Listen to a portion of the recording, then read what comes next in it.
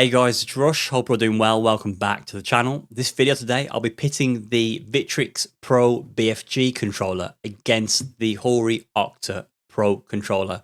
Now, my Hori Octa Pro is modified, but I will be comparing the two, giving you the information on this pad when it's stock. So I do know what this pad is like when it's stock. So that will be the comparison. I will mention the mods and the reasons why in this video, but that is not to be accounted for when I do the comparison between the two controllers. So I'm going to waste no time with this video and I'm going to tell you the pros and cons of the Victrix pad. Now, the obvious pro is the fact that the 5-pad module, the buttons are shifted higher up. That is a really good thing, and I love the new position of the 5-pad module buttons. You can only see one of the analog sticks at the moment, but both sticks are Hall effect sticks, so they will last a lot longer and you won't experience stick drift. I don't use analog stick for fighting games, but if you use them for fighting games or just for general use, the sticks are better on this pad. So those are the two positive points that Victrix have advertised. However, I want to add my pros to this pad. I like the shape of this pad, so just generally the BFG is a nice feeling controller. It's got a great shape, great design. With the new face buttons, everything's just aligned perfectly. This goes for the thickness of the pad as well. It sits very nice, it's very thick, very chunky. The handles are great. The shoulder buttons are positioned very, very well. They're big. These are triggers.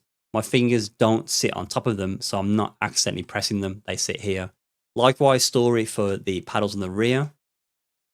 Paddles on the rear are positioned perfectly for me, at least anyway. And the feedback on them is amazing. It's really nice. It's just a quick snap to get your button pressed. They're not spongy. It's not hard to find them. Really, really nice. Now, I've actually showed you one of the bad things, but I don't want to talk about the bad thing just yet.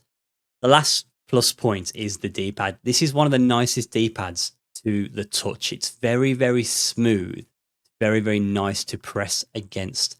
And when you're doing your motion inputs, they come out super clean. Like everything I do, where it's DP, quarter circles, super inputs in both directions, they come out beautifully. It is a really nice D-pad for your motion inputs. Now onto the bad part. I may as well go back to the rear of the pad because you've already seen that. So this is a problem. I'm going to remove this for now for the sake of the video, but there's a reason why the tape's over this part of the pad. If I peel that off, it will reveal the toggles for the rear triggers. Now, if you don't know how this works, if you tap them, you may have heard a click. It restricts the travel on these. Now, I don't like this because when the travel is restricted, it's quite difficult to press these down. You have to press them quite hard to get the input to actually register, which is very weird to me. Even if you adjust the sensitivity via the app, it doesn't seem to make much of a difference. Really bad, in my opinion. So to release it, you have to hold that down, flick it again. It's back to normal now. But I found myself tapping these a lot by mistake when I'm playing. So the whole purpose of the tape is to press them down, keep them in place, so I won't flick them. So, you know, I found a temporary solution for it, but that's very bad design. The position of these is very, very bad. So another issue with this pad is the triggers. Again, with the triggers, when using the stock travel, not the short and shift, they're mad sensitive, super duper sensitive. Even if you reduce the sensitivity via the app, just touching them, you will get your inputs, just marginally touching them. The sensitivity, when you put the sensitivity the lowest, I would expect that when you press this, it should activate a little lower in the range of motion, but it doesn't. It's right at the top still. So it's very peculiar. For me personally, I don't really mind. I don't mind that they're sensitive. I'm not pressing them by mistake, but I have heard a number of people say that they didn't like that on the old pad. It's no different on this controller. This is another negative, and it's to do with the D-pad, which is strange because I just praise the D-pad. One of the things about this D-pad is, and I mentioned this in the previous video, is that the inputs feel soft. I don't know if you remember me saying that. They're not clicky. It's not snappy. It's a soft press when you tap the up, down, left, right. And that is a problem because the inputs feel spongy, where the shoulders, snappy, the rear buttons are snappy, the face buttons are snappy. This is not snappy. It's very mushy to the touch. And that's probably why it feels so comfortable. but it's not the best feedback on the D-pad. Compared to the Hori Octa Pro, the Hori Octa Pro is better in that respect. This is more comfortable, but not quite as snappy. And I found myself numerous times expecting to be holding down, but I'm not actually holding down hard enough to get the down input. It's very easy to mispress the directions if you're not pressing them hard. So it's something I noticed. The workaround or the approach is just to make sure you press down quite hard on the D-pad. But I feel like I'm pressing a little bit too hard when I do that for the way it feels. So that is something that I didn't like about the D-pad, which is interesting because outside of that, it's a fantastic D-pad. And the final problem with this pad, and I'm really shocked by this, is the polling rate on this controller is 125 hertz, which I think is insane. For a controller of this price coming out in 2025, polling rate of 125 is crazy.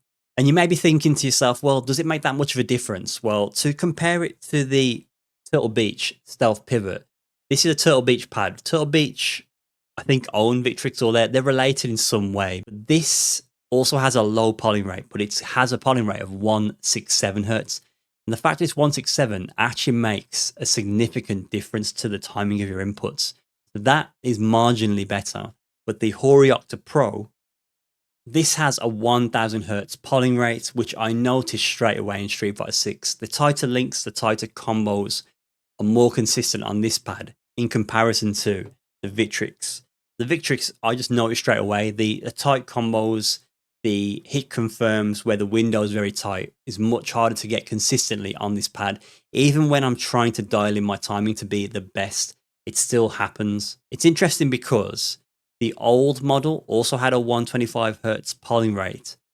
I would have thought that would have been one of the improvements to bring this pad with the new layout, the new fight pad module, but it's the exact same.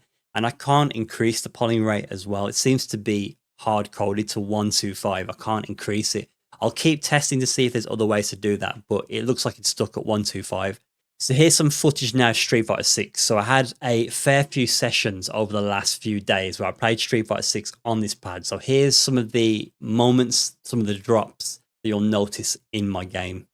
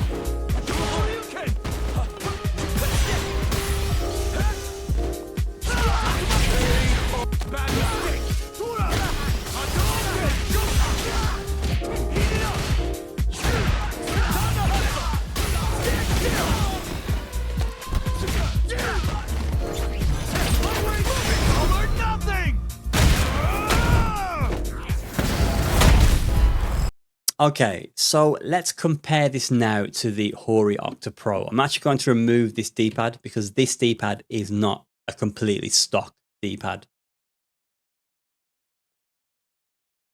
So there we go. We've got the original cross-shaped D-pad in. So this controller, I'll just blast through the pros and cons. Pros, 1000 hertz polling rate.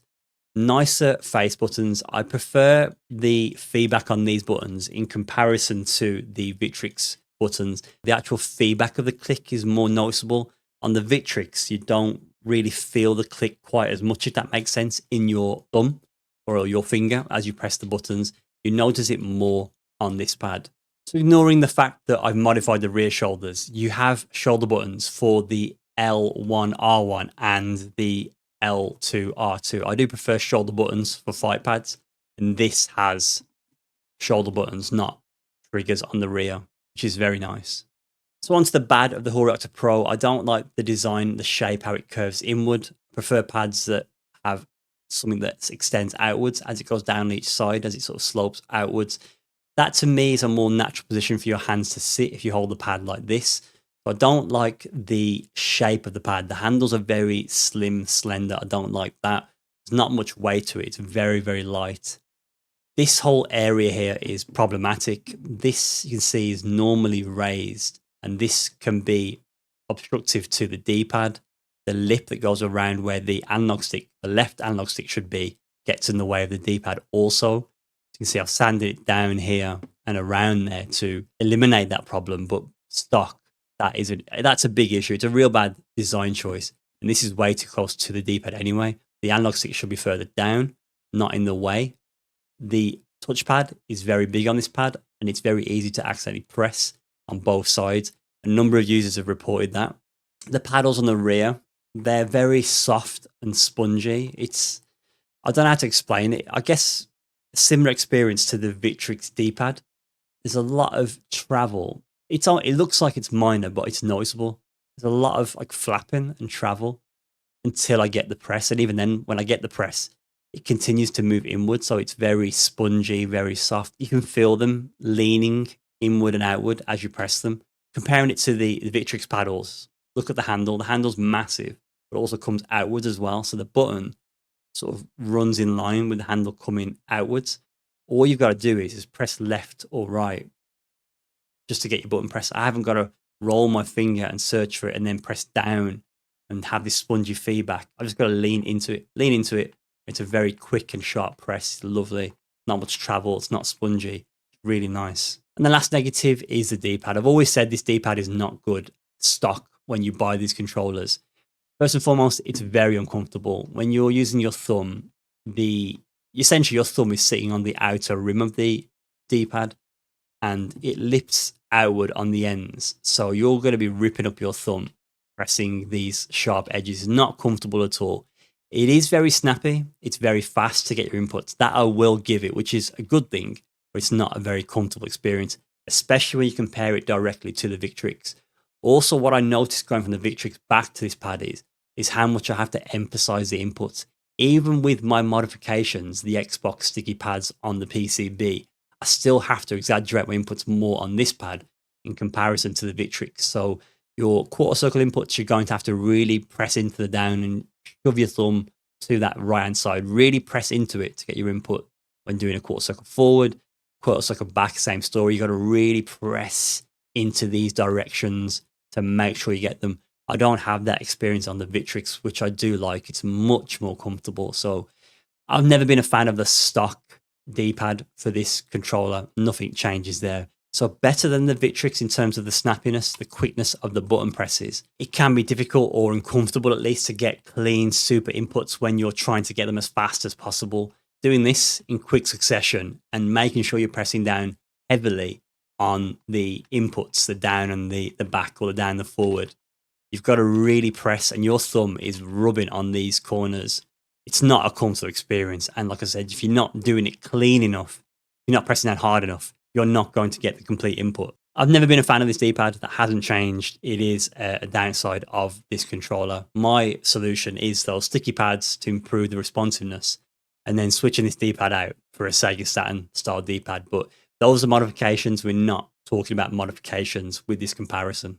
So to conclude the video, if I were to recommend a controller to anybody out there, I would recommend the Victrix. And the reason for that is you haven't got to modify or change anything. It has a lovely feeling D-pad. Yes, you have to press the inputs quite hard because it's quite spongy, but it's a very comfortable and a very nice experience on the D-pad.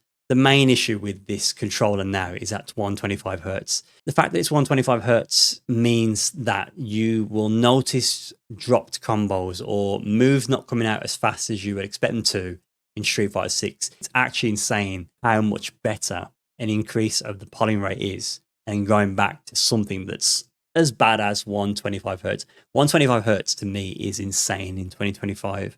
I wouldn't recommend buying the pad because of the 125 Hertz, but out of the two, this is the better controller, I feel, because there's so many negative points about the Hori Octa Pro. So that is it for the video, guys. I still don't feel like there is a 6.5 pad out there where I can say to you, run to the shops and buy it now. This is the one. I recommend neither to you, but if you really need an upgrade, it would be the Victrix. You're going to have to live with that low polling rate. Maybe you won't notice, which is great if you don't, but I definitely notice it. If you're willing to buy a controller and put it under the knife, and you have that choice with the Octa Pro, but it's a tedious process. It's not pretty, and it's very easy to damage the controller. If you do take it apart, be super careful when you're messing with the parts inside. Hope that's helped. Any questions or queries, as always, give me a shout, and I'll catch you in the next one. Take care.